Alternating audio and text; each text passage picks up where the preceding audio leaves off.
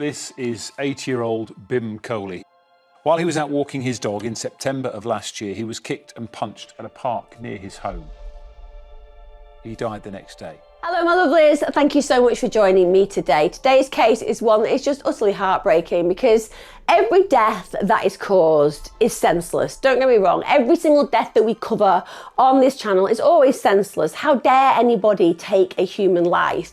But there is something about the Bhim Kohli case that just breaks your heart. To all intents and purposes, this is a man in the winter of his life, loving, family connected human being, and all he did was take a dog for a walk, and it ended his life. Because lurking in the shadows are individuals with the darkest malevolence running through their veins, and sometimes those individuals are young people, and that's really hard to wrap your head around. When you're thinking about 12-year-olds, 13-year-olds, 14-year-olds, we're thinking about kids gaming, having fun with their mates, planning the Saturday night out together. We're not thinking about them wanting to harm human beings to a point where they lose their lives.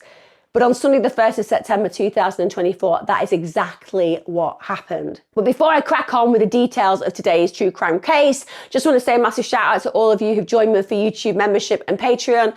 Thank you. I hope you're enjoying all your full length content there. If you are coming back to my channel, please do subscribe. It helps me a lot. Also get your notifications on and give me a like because it gets pushed out to more people, and I need to do that to make sure I can continue making this content. Let's go back, as I said, Sunday the 1st of September 2024, really recent case. At this point, the police are called to Franklin Park in Leicestershire. This is because 80-year-old Bhim Kohli, 80. When you think about people who are vulnerable, you always think about children and the elderly. And when you think about society, one of the things that you think about is the need to respect the elderly. They have lived their lives. And when you think about the elderly, you think about individuals who have spent their whole lives engaging with their community, contributing to the world, and they should be afforded a sense of absolute value and respect. So when you hear that an 80-year-old has been attacked when he was just walking his dog, it genuinely brings home the vulnerability that we all face in our societies. The community was absolutely blown away by this because it isn't simply that one of their elders has been brutally attacked. It's that the attackers were two local children aged just 12 and 14. Let that sink in, 12 and 14. Let's talk about our victim, Bhim Kohli. He was 80 years old at the time of his death. It's just devastating, isn't it? That this man who's lived his entire life and worked so hard ends up dying in this way that just seems so absolutely futile and unnecessary on every level. Originally, he was actually from the Punjab region of India. He moved to Braunstone Town, that's just outside Leicester in the UK. That was in the early 1980s.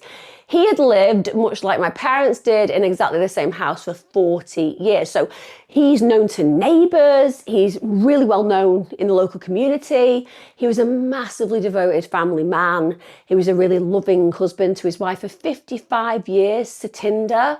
He'd had multiple children, grandchildren, and his family described him as an absolutely loving husband, dad and granddad. Apparently he adored his grandkids with all of his heart, and he just loved spending time with them. He was a really loving, caring person, and his world was genuinely centered around his family. He was also known as the Joker of the family, so he had a big personality. Now, Bhim was also a successful retired businessman. He'd once owned a knitwear factory, produced jumpers and cardigans, but even in retirement, he was still really active, really hardworking, apparently passionate about gardening. Goodness me, I wish I could inherit that kind of passion. I've got no green fingers at all. He had 3 allotment plots. Listen, if you don't know about the UK, not everyone has access to large gardens, but you can put your name down on council allotments, and basically these are little pieces of land that you can go and grow things on. They have waiting lists that are insane, and actually they're really hard to upkeep, and he had 3 of them where he's growing fruits and vegetables, so he's really dedicated to that. He actually won Best Allotment in Braunstone Town in 2019, and believe me, there will have been fierce competition, so he's obviously somebody who excelled in this area. And within that growing situation with his allotment. He had chances to socialise as well, so he became friends with another neighbour, 70-year-old Deep Singh Kalia. They were friends for over 30 years and they shared their Punjabi heritage. They literally met up every day. They'd tend to their adjacent allotments, and Deep described him as this really kind, considerate person who, as he put it, was never a threat to anyone. Now, on Sunday, the 1st of September 2024, Bhim just spent that day like every other Sunday. He was tending to his garden, he was spending time with his family. So that evening, just as usual with his habits, Bhim prepared to take Rocky, the family dog, for a walk in the park, as he should be able to. There should be nothing scary about getting your dog and going for a walk in the park, something that you do every single day of your life. At 6:15 p.m, he leaves his home on Bramble Way. He walks a few yards to the entrance of Franklin Park. It's literally small steps away from his front door. Bhim, like I said, walked Rocky there every single day. Now at 6:20 p.m, a group of 5 children, aged between 12 and 14, so 3 girls, 2 boys, they enter Franklin Park through the same gate Bhim used just minutes before. Now one of the girls, just 12 years of age, she points out Bhim to her friends. She says that she thinks this is the guy who tried to hit one of their friends with a stick in the past. Now, this claim was utter BS. It was totally unfounded. Police later found there was absolutely no evidence that Bhim had assaulted anyone in the past. It just wasn't in his character for a start and made no sense to anybody when that claim was made. Now, at 6:21 to 25 p.m, the situation escalated. So the 14-year-old boy approaches Bhim and begins shouting really aggressively at him. Now, understandably, Bhim is not used to that. He doesn't really understand why this is playing out. In fact, 3 of the kids in the group, they knew that trouble was beginning to rise, so they actually ran off and left the park. They were obviously worried about what might happen. Later, they actually said the reason that we ran was because we thought the boy was either going to start on him or be mean, and we didn't want to be involved. Now, only the boy and the 12-year-old girl stay. They then follow Bhim as he's walking his dog, and they are literally shouting abuse at this 80-year-old man. At 6:25 p.m, the boy pulled a black balaclava over his face. I am so against balaclavas or any face covering. I don't think there is a space and place in our community for them, because we should be able to see your faces. Balaclavas just make me feel fearful. And so to even have them available, to not have laws around needing to see one's face, just doesn't make sense to me. But you can imagine, can't you, for Bhim, he's going to be scared of what potential is going to arise, because why would this boy be putting a black balaclava over his face? He'd actually been carrying it in his pocket already. So does that suggest maybe there was some kind of forethought about what he was going to do that evening? At this point, he literally launches himself at Bhim. This is an entirely unprovoked attack. Bhim is shoved, or he was tripped over, and this causes him to fall to his knees on the grass. But he's 80, guys. He's 80 years of age. And we all know it doesn't matter how nimble you are. It doesn't matter how fit you are. You do not have the same bone structure as when you are 40. Obviously, there are vulnerabilities there because of your age. After he's on the grass, the boy then starts to punch and kick him. He's also hurling abuse at him, including racist slurs. Now, the exact slur that he used during that altercation hasn't been made public, but guys, I think we all probably know the kind of slur a Punjabi man may have levied at him. It's disgraceful, it's disgusting, it's never even left my mouth, the P word. It never has, nor will.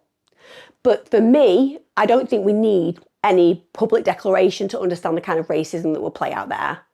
Now, Bhim is desperately trying to protect himself on the ground, but the boy takes off one of his sliders and slaps him across the face really hard with it. It was so disrespectful. Slapping an 80-year-old defenseless man with a shoe, disrespectful beyond belief, but also this boy probably wasn't aware that all of this is being captured on video by the 12-year-old girl. She's filming it. Now, I would imagine that a lot of young people think it's fun to do that. Share it on social media, on Snapchat, make the boy feel like he's kind of a hero. But also, what do we know about this kind of action? It's incriminating. These kind of individuals aren't thinking consequentially. What she's actually doing there is capturing exactly what happens to the defenseless old man. She's also laughing in the background. How malevolent. She's encouraging the violence, in fact, throughout the assault. Now, the assault lasted maybe 1 or 2 minutes. At some point, Bhim's pushed entirely to the ground, and it's at this point he clearly suffers a really bad neck injury during the attack. Now, that's either from a forceful kick, a stomp, or of course the impact of the fall. Now, this ultimately damages his spinal cord. He also received 3 fractured ribs. At 6:27 to 6:28, their perpetrators leave. They leave Bhim on the floor. He's in absolute agony at this point. Now, because Bhim doesn't return home, the family become alarmed, because what does happen is Rocky the dog returns by himself. So Bhim's adult grandson at this point is desperate to go and find him, and he's the first one who reaches the park. And then for that poor grandson, he's the individual who first comes across Bhim. He finds his granddad on the floor, and he's in absolute agony. So this is really traumatic for the grandson. And obviously he wants to be there to help his grandfather, but just realizing what terrible things have played out must have been absolutely devastating beyond belief. Then Bhim's daughter, she's soon there to help. And at this point he is conscious, but the family said he was in tremendous pain. He was literally struggling to move. They immediately call 999. Now, Leicestershire police and paramedics, they arrived fortunately just minutes after the assault had ended, so they were there quickly. Bhim is really dazed, but at this point he's still able to communicate to the paramedics, and he said he'd been attacked by a boy who punched and kicked him. Crucially, Bhim recounted that the boy had made a racist remark during the assault. He said that the boy attacked him by himself, but the girl stayed back, so he didn't likely see her or what she was doing. Now, the paramedics treated Bhim on site, then they rush him to Leicester Royal Infirmary in an ambulance, and the extent of his injuries become clear at that point, and they're devastating. He sustained life-threatening trauma, particularly to his neck and spine. At this point, doctors actually determined he had a broken neck.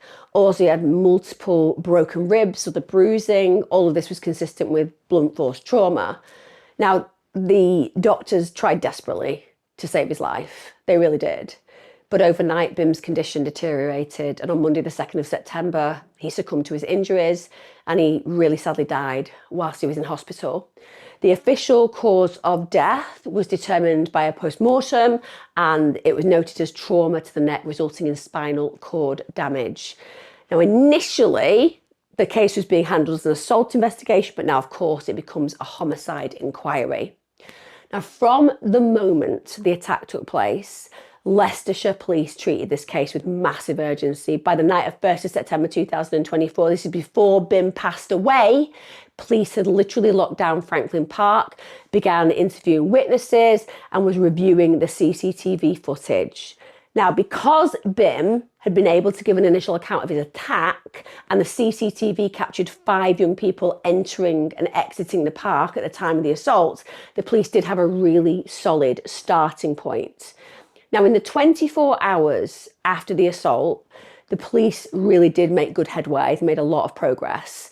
They canvassed the surrounding area just to speak to people who might have seen anything or heard anything, and multiple residents recalled seeing a group of kids on the street that evening, so it corroborated what the police believed they were looking for. In fact, several young witnesses came forward and reported that they had heard a boy bragging about beating someone up in the park that night. They said that the boy was saying he's beaten up a guy in Franklin Park and there was a dead guy on the floor, which is just devastating, isn't it? If this kid genuinely thought he had killed Bhim, that demonstrates that that was his intention. You know, he's going around literally telling people that there's a dead guy in the park and that he was responsible for it. Now, 2 other people, they independently reported the same boy saying that he was bragging about what he'd done to an old man. And they were able to name him because he was quite a well-known local youth. Now, I can't make public the name of the boy and the girl. They are given anonymity because of their age. Obviously, some judges decide that they will release the information, but this particular judge decided against it. Now, at the same time as all this is playing out and names are being given, detectives are analysing the CCTV footage from the scene. So the park's entrance on Bramble Way, it had cameras that captured both Bhim and also the group of 5 kids going in and out of the park. Now, the timeline on that video is tight. Bhim enters the park at 6:18 p.m. At 6:21, the 5 kids go into the park. Only 7 minutes later, 2 people, the boy and girl, were recorded running out of the park and down Bramble Way with the boy pulling off a balaclava as he fled. Not incriminating at all, is it? Just running away whilst dragging a balaclava off your head. I mean, instantly. That's incriminating. Now, the police have been given the names, they've got the witnesses, they've got the CCTV images, and that means that they move real swiftly. By Monday, the 2nd of September, this is while Bhim was still in critical condition, police did arrest all 5 kids who'd been in the park that evening. This case was already high profile locally, and so the authorities were desperate to question all of these kids under caution. Obviously, they had appropriate adults present because of their ages, and that meant that they were brought in to question 14-year-old boy, 12-year-old girl who was with him in the park, and then the other 3, a 14-year-old girl and 2 12-year-old girls. So the police had to briefly search for the 14-year-old boy. He wasn't as immediately arrested as the rest of the group. When they actually went to arrest him, he'd ran away from home. Yep, he was deciding he was going to abscond and try to avoid arrest. In fact, he told a friend that he planned to go on the run to the nearby town of Hinckley to evade arrest. Now, none of you will be surprised to know that this escape plan did not quite work out. In fact, the police found the boy hiding in a bush in Braunstone, literally not far from the crime scene. They actually arrested him minutes after he made those comments about running away, because you know what? If you tell people you're going to run away and they know that you're responsible for something heinous, chances are they're going to tell the police that you're going to run away, and that's going to mean you're not going to get to run away. When he was arrested, he was reportedly still wearing the same black sliders that he had used in the attack on Bhim Kohli. Now, when it came down to the interview, the boy gave this prepared statement in which he claimed self-defense. I mean, I don't know about you guys, but when you think about a 14-year-old boy and an 80-year-old man, you're obviously going to think, well, the 80-year-old's going to be the aggressor. I mean, it's what lots of 80-year-olds are doing, walking around, aren't they? Gangs of them together, thinking what we're going to do to these youth, teach them a lesson. I mean, as if the guy was walking his dog like he did every day. There's nothing violent about him, but apparently, yeah, this guy has obviously gone for this 14-year-old boy, and what else could he do but kill Bhim? He also said that the only reason he hit Bhim was because he believed that he was going to hit the girl and the attack was effectively an accident. Said that Bhim came towards the girl with his arms raised in a slapping motion. I mean, who even does that? You know, when you go over to somebody and slap them, it's kind of an instantaneous reaction. You don't put your arms up in the air in a kind of waving motion to let them know that you're about to attack. But this is the story. And of course, he then says that he kind of pushed Bhim, or he might have fallen on top of him, and this is what caused the apparent fatal neck and spine injuries. But he does deny kicking or punching him at all. So yes, it's all Bhim's fault. This kid is just the innocent bystander trying to protect his friend.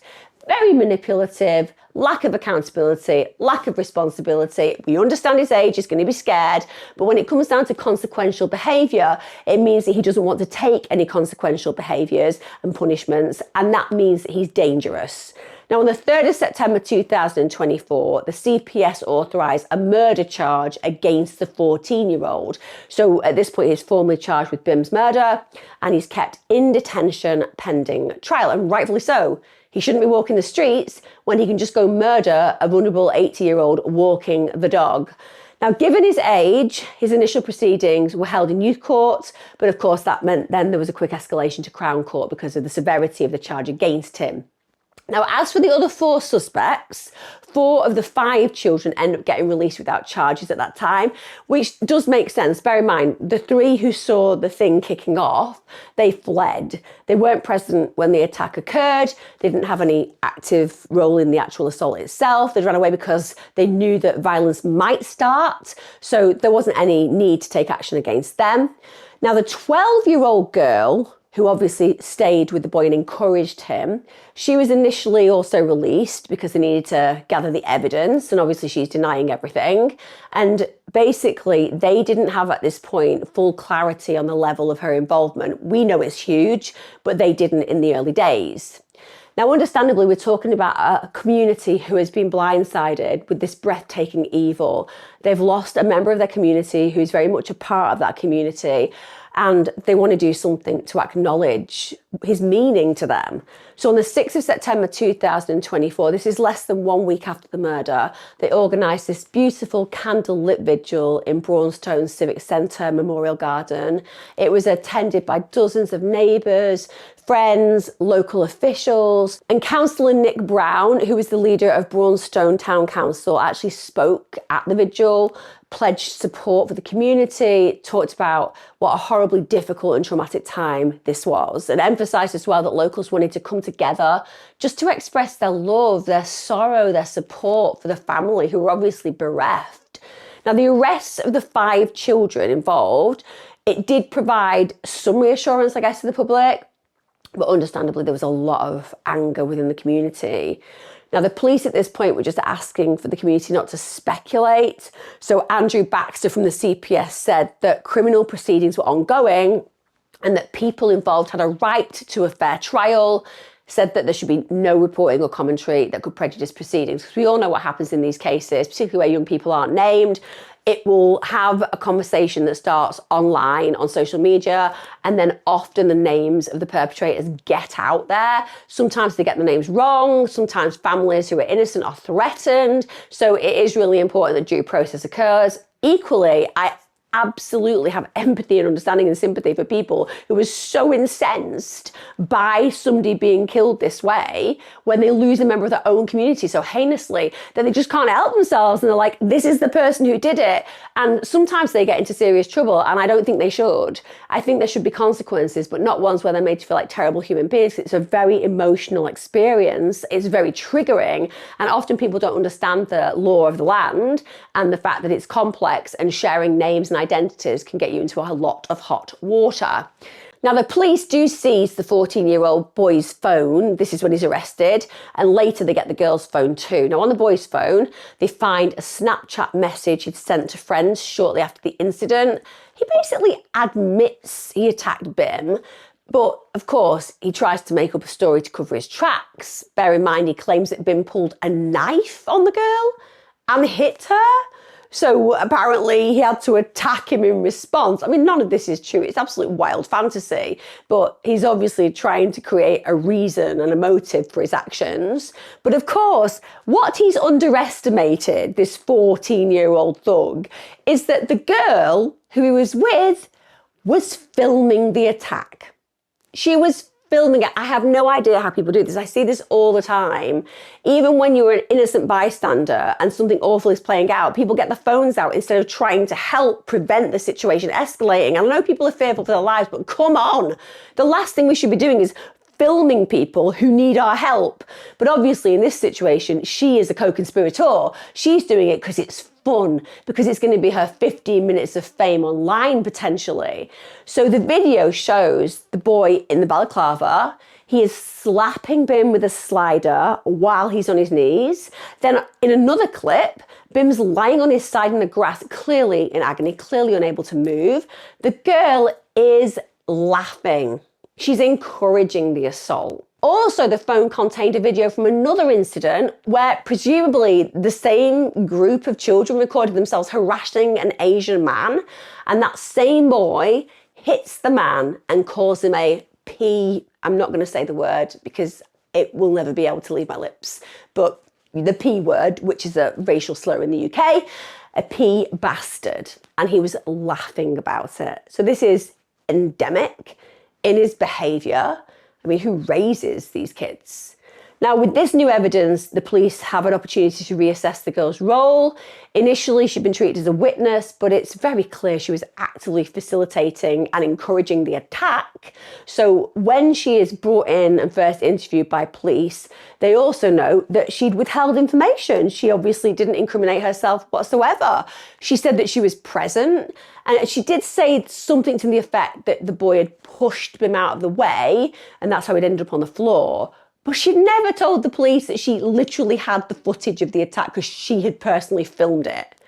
Now, on the 16th of December 2024, Leicestershire Police announced the 12-year-old girl was being charged with manslaughter in connection with Bhim's death.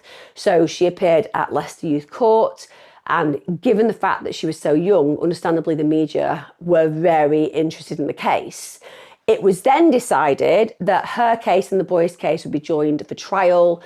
She was then actually allowed out on bail, very strict conditions, but nonetheless she had her freedom while the boy remained in custody.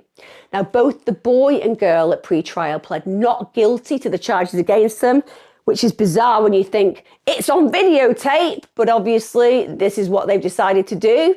Then we get to the trial, which commenced on the 25th of February 2025, lasted 5 to 6 weeks. The judge who presided over it was Mr. Justice Jeremy Turner. The prosecution was led by Harpreet Sandhu and Daniel Oscroft, and the defence was led for the boy by Balraj Bhatia, and the defence for the girl was led by Jeremy Benson. Now, the opening statement for the prosecution case was led by Sandhu, who said Bhim left his home on Bramble Way. Having left his home, he walked a few yards to the entrance of Franklin Park, where he was going to take his dog for a walk. However, Mr. Kohli would not get the opportunity to walk his dog for long and never would return home.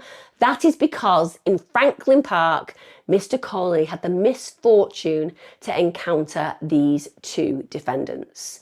Now, the jury, of course, was shown a whole heap of digital evidence because it was on the girl's phone. Sandhu said, "You heard that slap. You heard that slider making contact with Mr. Kohli's face. There was nothing for the boy to fear from an 80-year-old man who was on his knees. It was pure violence used by the boy, pure violence encouraged by the girl. The girl made a noise. That noise was her laughing. She laughed as he assaulted Mr. Kohli. Also, he asserted that the girl had prior knowledge of what was going to happen. He said that she knew there would be violence. She had a desire to capture it, and capturing it provided encouragement for the violence to be meted out. And that's an interesting point, isn't it, by the prosecution, basically saying this boy may never have acted in the way he acted had it not been through her encouragement. This boy may have wanted to seem big and strong, and the way that he did that was to actually harm this man because he wanted to impress the girl. Obviously inexcusable, don't get me wrong, but you can see the psychological interplay that the prosecution are trying to push there. And the police also recovered a photograph of Bhim in Franklin Park that had been taken a week before the attack. That in itself is very strange, isn't it? Because why would they have that picture? Now, witnesses who came forward to the police immediately after the attack, they were called to the stand, and they told the jury that both defendants were bragging about what had happened, like literally enjoying the notoriety. They weren't ashamed. They wanted people to know that they had a reputation now for being violent. Yeah, obviously it's short-sighted on a legal level because they're going to get caught for it, but it talks about the insidious nature of both parties. Now, when it came down to the boy's statement, the jurors were read a letter that he wrote when he was in custody, in which he actually said he hated what he did. He wrote, "I regret it so much. I have flashbacks of that day and it just upsets me. I just want my freedom, or even to go back and not do it. I feel like my case is evil. I ain't that type of person. I kind of just needed anger, etc. releasing." He also mentioned that he'd broken up with his girlfriend and she'd ended the relationship, and this apparently altered his state of mind. He said, "I feel like I've let my mum down so much. I'm nervous, well, scared and worried. I accept I did it and I'm doing time. I'm just scared about how long I have to do." So childlike with respect in the way that's written. desperately clutching at straws to blame a relationship breakdown, worried about the fact his mother's going to be hurt by what he's done, also trying to give an excuse for his actions, such as, I just needed to release my anger, but also deeply incriminating because he's admitting what he did. Now, the prosecution said that at no point in the letter did the boy say he was acting in self-defense or in someone else's defense. And when he was told that the letter would have to be disclosed, that boy said, "That's my manslaughter plea gone." So he understood that actually what he'd written implied his guilt. And in fact, the reason he'd written it was because he knew he was guilty. Now, when it came down to the verdict, the jury deliberated for 6 hours and 46 minutes, so it was over 2 days. So not a clear-cut case for the jury. It wasn't obvious to come to the same conclusion that each of them had. There was obviously negotiation. Then on April the 8th, 2025, they returned their verdicts. Both defendants at this point were found guilty of manslaughter, specifically not guilty of murder for the boy. And that was a unanimous verdict.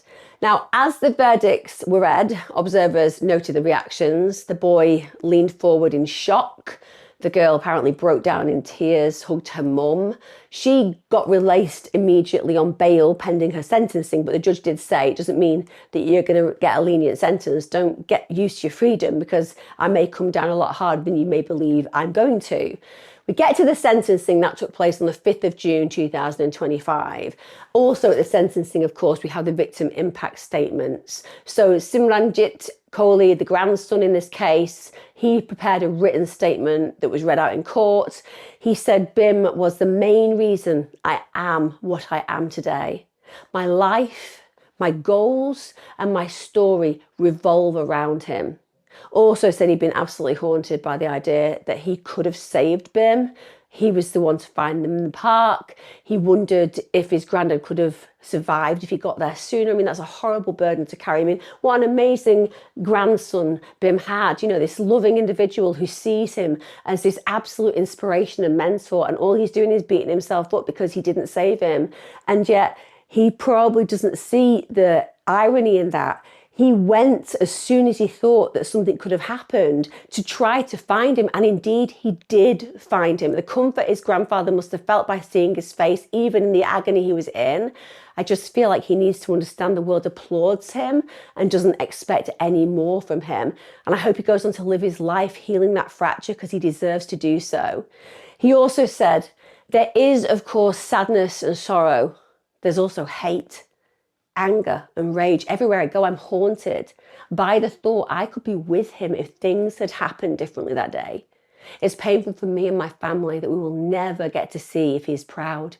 We won't get to see the smile on his face when his grandkids get a house, get a car, then get married and have kids of their own. It's so true, isn't it, that? It's the pieces of the picture of the jigsaw puzzle that never get put together because the person's no longer present that really haunt you. I think that anybody who's traumatically lost people, that's exactly how it feels. It feels like things have been stolen from you. It's very atypical to contextual grief that is more normalized through a process of loss of expectation because of age or illness. Don't get me wrong, I'm not minimizing grief, it's horrific. But I'm saying traumatic loss, it stains your conscience in a completely different way. And it re-traumatizes you on a regular basis just thinking about what happened. Susan Kohli, who was his daughter, she said that the family are surrounded by consistent sadness since her father's death. They left my dad on his own, helpless and in pain. Losing dad in these cruel, violent and deeply shocking circumstances feels like our heart's been pulled apart. We can't put into words the pain we feel every day. We have never felt hurt and sadness like this.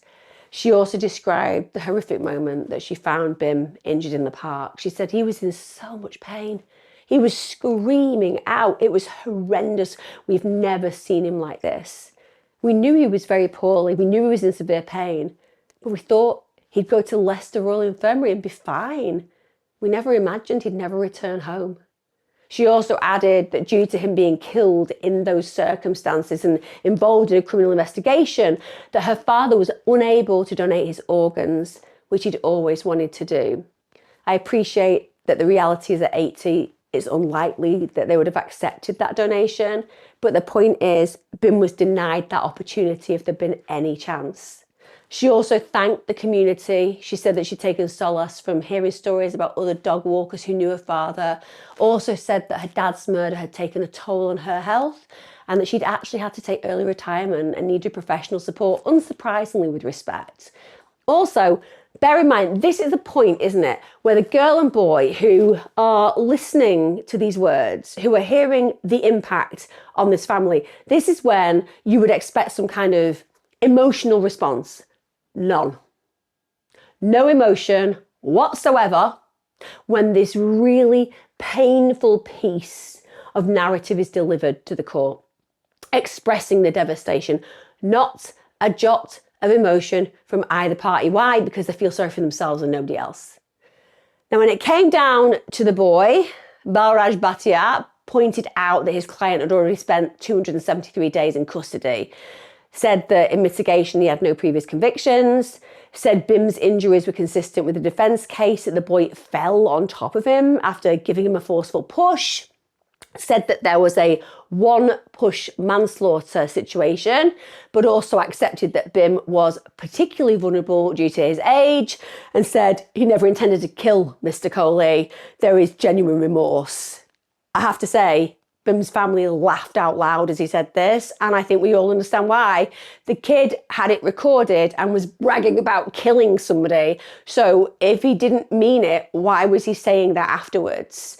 When it came down to the girl's defence, Joni Benson spoke on her behalf via video link. He said it was never the prosecution's case that the girl's intent was identical to the boy's.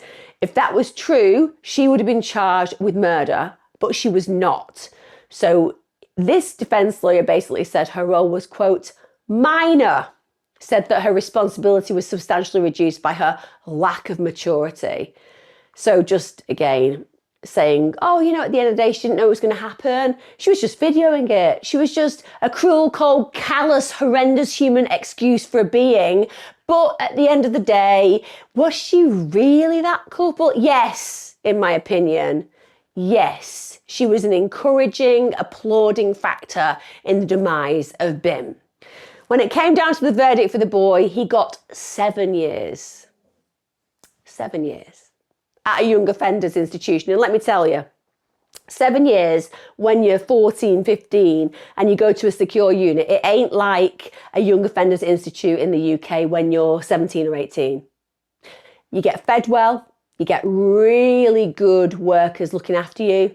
Very few young people are actually in the centre because they have a very supervisory role staff-wise. They want to make sure that kids get the right attention, they're educated, and they have a whole heap of activities. 7 years in a situation that for most part will be like that. Yes, he'll be removed to a YOY in the UK when he gets to 17, 18. But like I said, for the first few years, it's not going to be a problem for him. And when the judge addressed the boy, he said, I'm sure you regret it, but you still say it wasn't your fault. The sooner you realise this, the better. You made a cowardly attack on an elderly man. No, you killed an elderly man. You killed him, you murdered him. I know you didn't get found guilty of murder, you got manslaughter, but still, you willingly, wantingly attacked an 80-year-old guy for doing nothing. You were racist towards him, and he died. And for that, you get 7 years.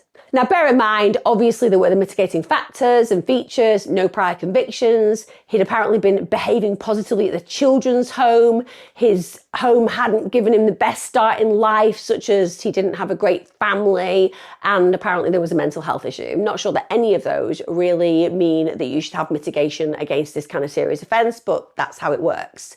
The girl, she's been given a youth rehabilitation order of 3 years. So she's just going home. She'll also be subject to an electronically monitored 6-month curfew of 7 a.m. to 7 p.m. But aside from that, she's free. The judge actually said she was in a medium category of culpability, that she didn't play a leading role, but also mentioned that it wasn't a minor part either.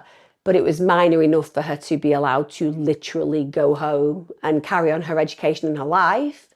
He actually said that a short custodial sentence would do more harm than good.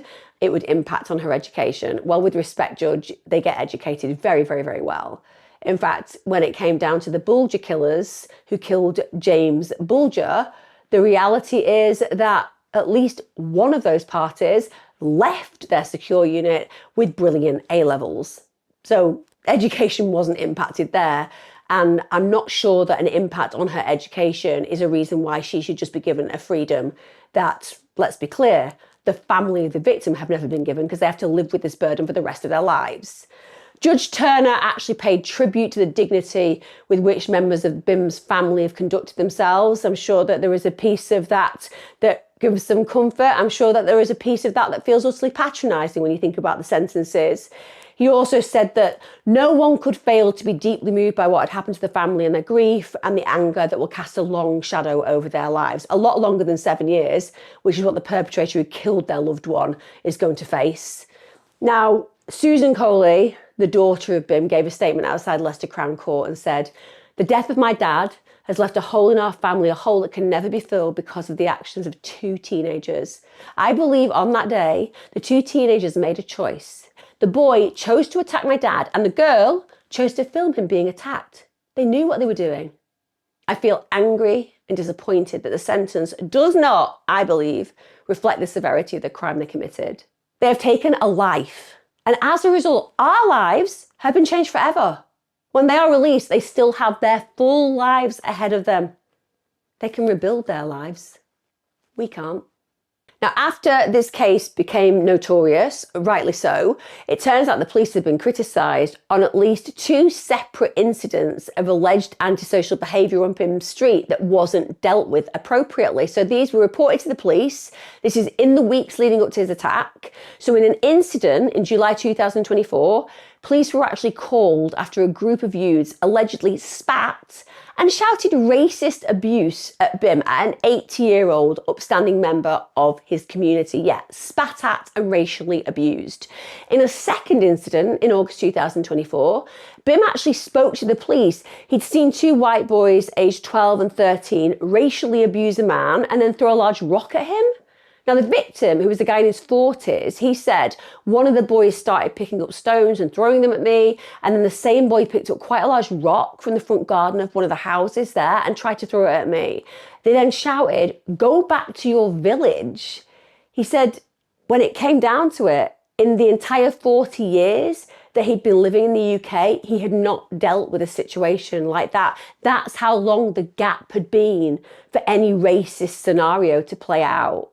Now, it was when one of the boys picked up a wooden fence post and tried to hit the man with that people, including Bhim and his daughter Susan, intervened. Also, another eyewitness to that attack, Linda Hay, she said that she warned police and said, "Listen, there are racially motivated problems in the area right now," and that was just before Bhim died. And she believes that he'd still be alive if they'd taken those claims more seriously. Now, as a result of those claims, there was a mandatory referral to the IOPC. This is regarding prior police contact with Bhim.